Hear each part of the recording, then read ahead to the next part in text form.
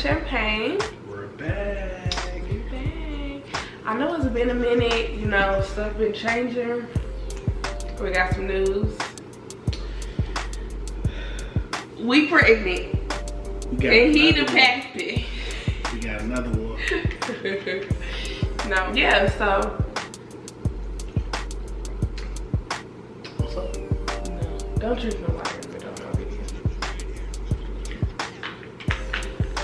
Yeah, stay hydrated. Okay, so. Today's topic, I know a lot of you know, we're salon owners. And as of this year. We were salon owners. Right. So we've been in business 5 years now, and we are officially closing Killer Hair Studio. It's been a long journey, you know. We enjoyed it, we hated it, we loved it. Pretty much every emotion. Yeah. But it's time to close the doors, say bye-bye to the legends. So we are here to pretty much tell you guys things you should consider or things you should do when opening a salon. I get a lot of inboxes and DMs like, how do I start a salon? And what advice can you give me? And I don't mean to sound like a hater or nothing, but I've been through the experience, so I would just like for everybody to know, kind of what they step into before they step into it. It's like a hater, it's like you'd be nice. Yeah, but true first. So things you can consider when opening a salon. First, a major thing will be commission versus booth rent. What is commission versus booth rent? We'll just tell them and let them decide. But so commission, with commission, the pros about commission is there's no cap off. So you can make however much money you intend to make. However much money you intend to invest, you can make it back 1,000-fold if you do it right. But you do put more out initially. Yeah. So you spend a little bit more money to get a lot more back though. Right. So the first year of our salon, we did commission. And the numbers were great. Awesome. However, commission and the type of people we were dealing with were not equivalent at the time. So we had to stop the commission. We just went to booth rent because commission is a lot of headache. I'm gonna warn y'all now, it's a lot of headache and a lot of more hard work. So if you're not down for it, the more work though, the more money, the higher risk, the more money though. So it balances itself out. And you have to be prepared to put that 10 times as much work in, more capital, more headache, but you get a better return on your investment. Yeah. So booth rent, pretty much you can expect that same amount every month.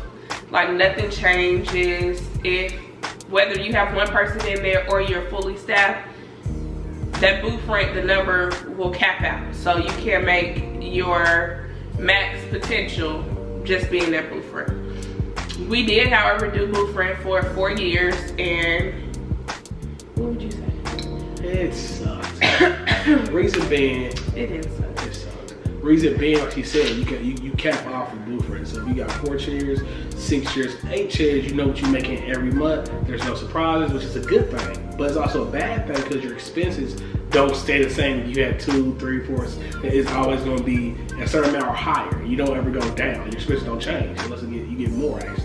And then for us, I would say we had a commission set up. Like we were giving out commission, but we were only receiving booth rent. So that was like the top. I think you should explain that more. It sounds confusing. I'm gonna break it down. But we were doing commission things with booth rental people, if that makes sense. So for instance, my whole entire plan in opening a salon was to pour back into other women, other stylists,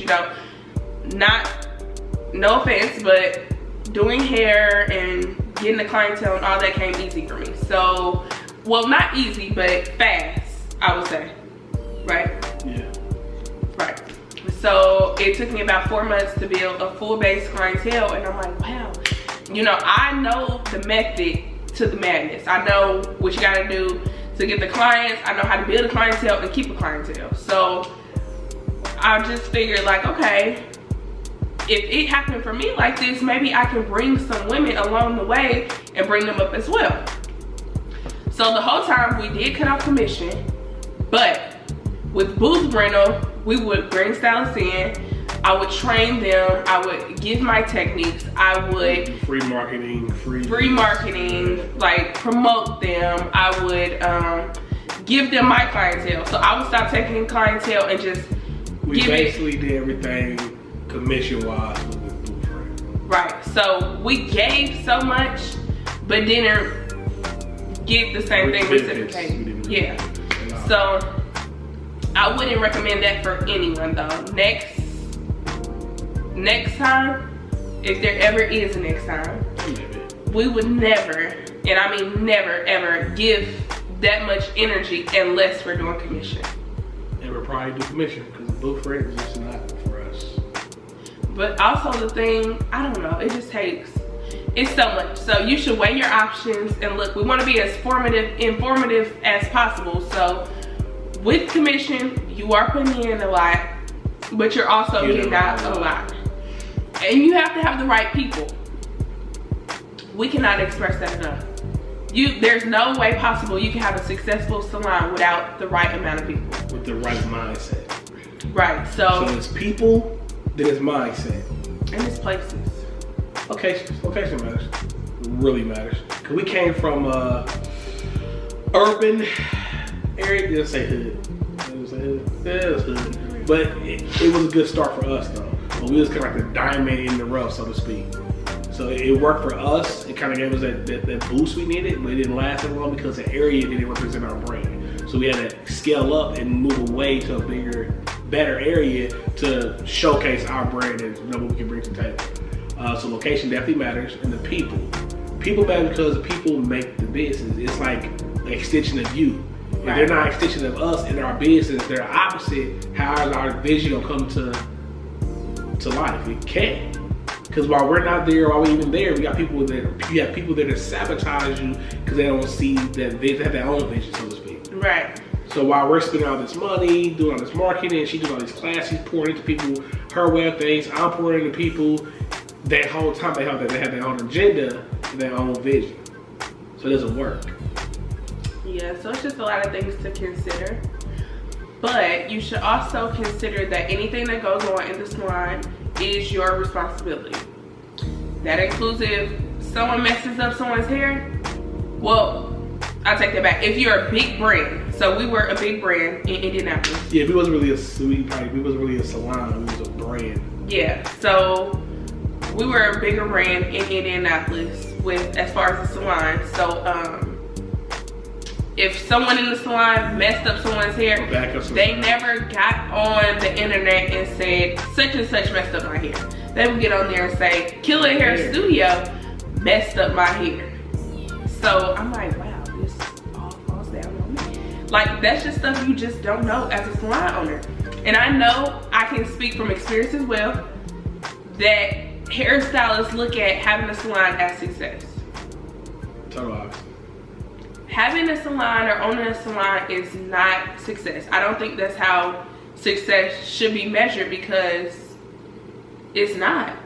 Because you got the tip-top salons, you have the raggedy salons. Doesn't mean they're successful because you just got salon on the name. Yeah. What makes it successful is running a good, successful business, whether it's you as an individual, a partner, whatever, or a salon. As long as it's successful by the business itself, not a title. People come on titles. We were successful individuals with a great brand, but we didn't have a successful salon. Not because of our doing, because the team that we try to build, it just wasn't clicking. We did everything back. We did everything back. We gave too much to in the commission. I would definitely say we should have just stayed in the commission, headache and all. But you know, we are from a small town, granted, Indianapolis, soon to be moving to Houston. We didn't even tell y'all that. We moving. Oh yeah. So we're moving. And one of the major things I always notice, we travel a lot. I always notice like, here right now. We're in Martha's Vineyard. Very nice place. Martha's Vineyard. Very nice. We should make a YouTube tomorrow to show you everything. Okay. No, you will come to We'll do that. Yeah. Tune in. So that's our background look a little different. We're not at home. We in Martha's Vineyard. Yeah. We have another home here. Nice house. But yeah, so just traveling different places, you learn and meet different people. And one major thing I've learned is the city we currently live in, the mind frames are different. It's kind of like crab in a bucket, or you know, if she can do it, I can do it. It's like there's nothing wrong with that. It's more so if she can do it, I can do it, but I should be the one doing it. That's kind of how they think. I don't know how they think, because I don't got those issues. But I do know that the people make all of a difference. I've been different places and I've seen women come together and support each other. And I just feel like in the city we're in, it's none of it. It's like always like hating or some hidden agendas or something. That was the biggest thing as far as us owning the salon. I'm only 25. So like I would have older women working in the salon under me, and it's not really like you working under me, but it's like if I say something, it's like, oh, well she younger than me, or she's young enough to be my daughter. Fine, go do your own thing then. You know, you don't have to work with someone who's young enough to be your daughter. But it was just a lot of that. It was people will try to take advantage of you when you young and a salon owner. And I would just add that they was working under you, and that's another thing too. There's nothing wrong with being under a big brand or having a leader. That's the problem we have. People getting jealous because like, oh well, she's my leader or she's my boss or they're this or they're that. Yeah, we are. We built something from ground up. No one didn't say you could do the same thing. That's why you're here to learn. And if someone's teaching you and leading you, you're supposed to follow because they're not leading you astray. Right. So the problem was that jealousy. People didn't want to feel like, oh, they didn't need that, but they wanted it. They wanted it for free though. They wanted it with no credit, no accountability. They just, oh, I can just use this opportunity and then it just be done. They didn't want to put the work in behind it. Yeah. So that was the biggest thing, jealousy. Not realizing your role in things. So when you do build a team, make sure the people you get know their role, how to play that role. They should know that you're lead and they're follow. If they don't understand that, they shouldn't be on your team, period. Yeah. Those are the major things to consider when opening a salon. It's all glitz and glam, but behind the scenes, the dirty work, the hustle you gotta put in, constantly pouring into the salon to make sure your salon is doing good. Because you can't just open a salon and expect it to run itself or be successful or none of that. You have to put into marketing, you have to put into the people, you have to make sure that everybody is on the same page in order to keep afloat. So the pouring never stops. Yes.